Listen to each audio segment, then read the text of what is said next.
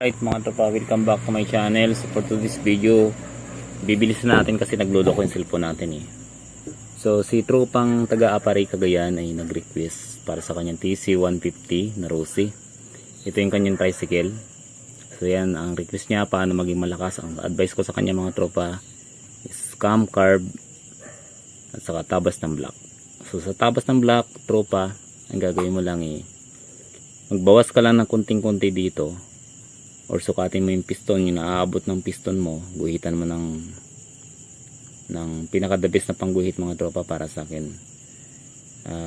Ano siya, cutter blade lang or something na medyo matalim ng konti, and then para makita mo kung gaano ko lang kataas yung naaabot ng piston. So doon ka magbase. So wag mong sasagarin yun kasi baka mapagastos ka at kailangan mo namang magpatabas ng piston kapag sumobra yung tabas mo sa block.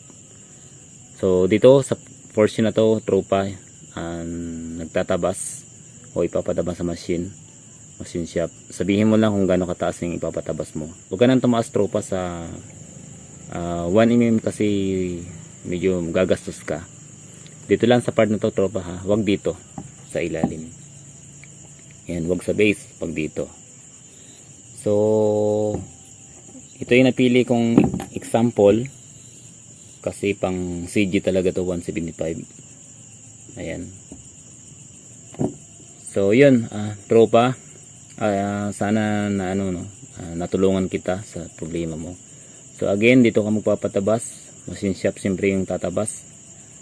Kunting-kunti lang, huwag kang lalagpas ng 1mm para hindi sasakit yung ulo mo. So once again kay tropa ang taga Aparay, salamat sa pagpagawa ng video at sa iyong katanungan. So sana walang magagalit kasi wala nang kailangang i-actual dahil tinuro ko lang kung paano tabasan ng tropang owner yung kanyang block. So yun, salamat sa inyo.